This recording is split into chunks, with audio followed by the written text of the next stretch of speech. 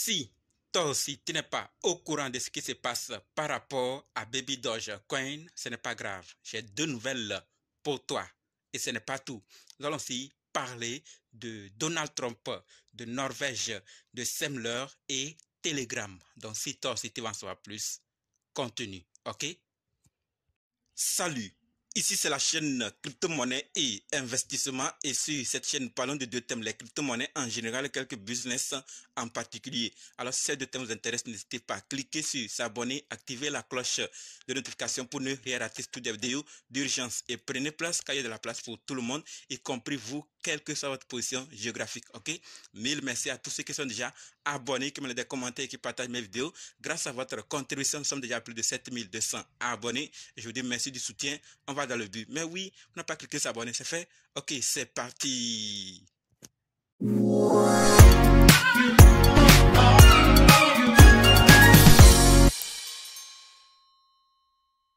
On commence avec Donald Trump. Et ce que nous devons savoir, c'est que Donald Trump se présente comme le crypto-président lors d'une collecte de fonds à San Francisco. Il a indiqué que la croisade Biden-Gensler contre la crypto prendrait fin lors de son deuxième mandat. Trump a récolté 12 millions de dollars lors de la collecte de fonds. C'est l'information qu'il voulait partager, mais il y a une question que tout le monde se pose. S'il arrivait au pouvoir, est-ce qu'il sera encore pro-crypto ou il va juste faire ce qu'il voulait venir faire au pouvoir? Donc certains n'ont pas confiance, d'autres lui font confiance qu'il est arrivé, il va arranger les choses et assainir. C'est la question que tout le monde se pose. Je ne sais pas si vous aussi vous posez la même question.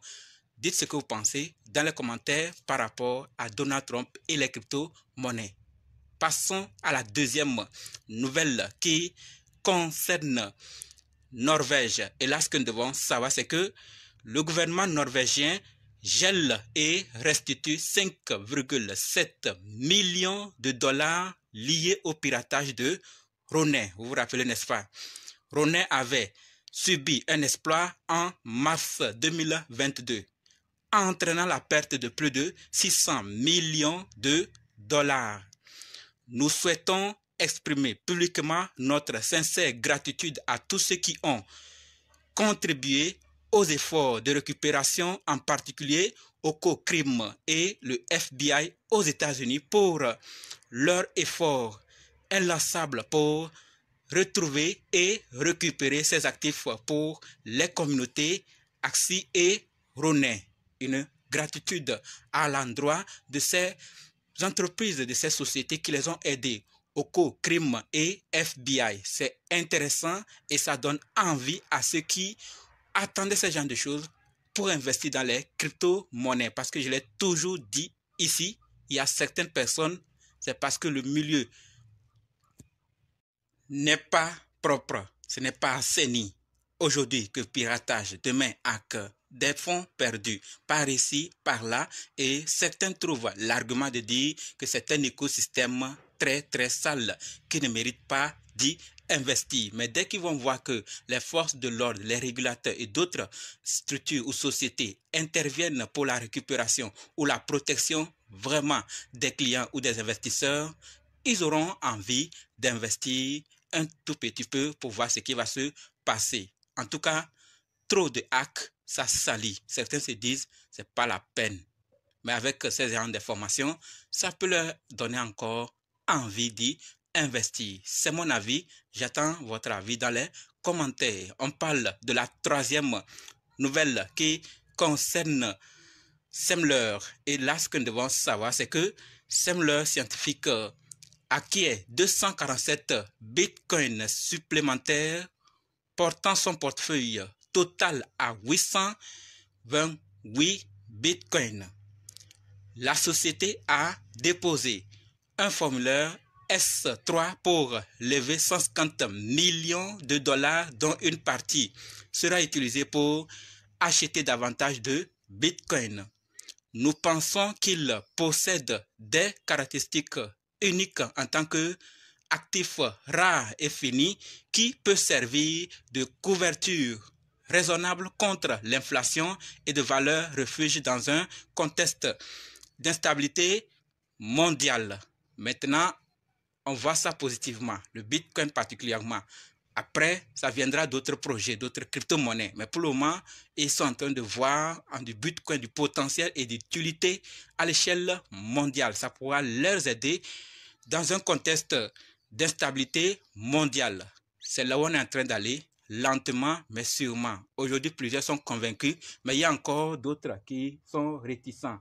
Comme je l'ai dit précédemment, c'est à cause de ces événements malsains qui ne sont pas bons à entendre, des pertes de fonds, des actes de piratage qui amènent certains à observer d'abord pour le moment, mais avec le temps, ils vont intégrer pour prendre leur part du gâteau. Passons à la quatrième nouvelle qui concerne Telegram.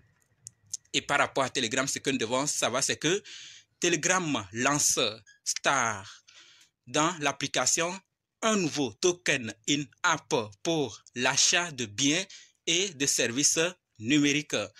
Les stars peuvent être échangés contre du Toncoin. Donc ceux qui ont du Toncoin et un star peut désormais échanger pour faire ce qu'ils veulent. Donc si vous avez des stars, vous pouvez utiliser pour acheter des biens et des services numériques. Voilà ce que Telegram est en train de faire et j'ai tenu à partager avec vous.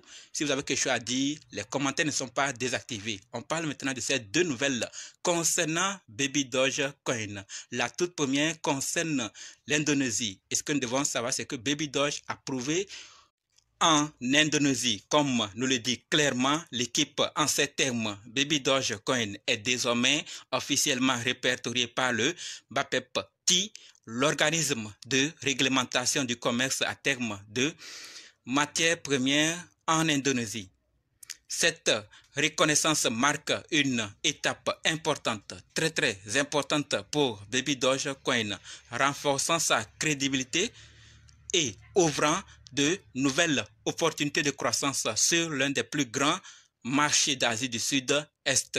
C'est intéressant, n'est-ce pas? Donc, avec cette ouverture, Baby Doge va se retrouver sur d'autres plateformes et d'autres partenariats viendront. Et c'est Baby Doge qui sera connu très bien dans cette région. Et c'est les effets après que nous tous nous allons en bénéficier. Et remercie la communauté, vous et moi, qui faisons du bon travail pour l'avancement de ce projet. Ensemble, nous construisons un Baby Doge plus fort et plus reconnu dans le monde entier. Continuons à avancer. Donc, que chacun apporte sa pierre pour faire avancer ce projet et d'autres projets que vous faites aussi, avancer par vos efforts, en investissant, en parlant, en faisant d'autres choses que vous pensiez utiles pour faire avancer le projet.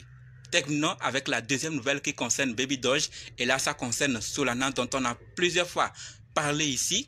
Alors, l'équipe nous fait une mise à jour passionnante. La proposition de déployer Baby Doge sur Solana est officiellement passée. Voici la suite de nos phases de développement. Phase de recherche. La première phase, les recherches ont commencé pour assurer une transition et un déploiement en douceur sur Solana. Phase 2, phase de développement. Développement du contrat intelligent de token Baby Doge compatible Solana. Phase 3, phase de test. Test approfondi pour garantir que tout se déroule de manière transparente. Phase 4, phase de déploiement. Déploiement du contrat sur Solana. Phase 5, pont de jetons. Lancement de pont entre Ethereum, BNB, Chain et Solana.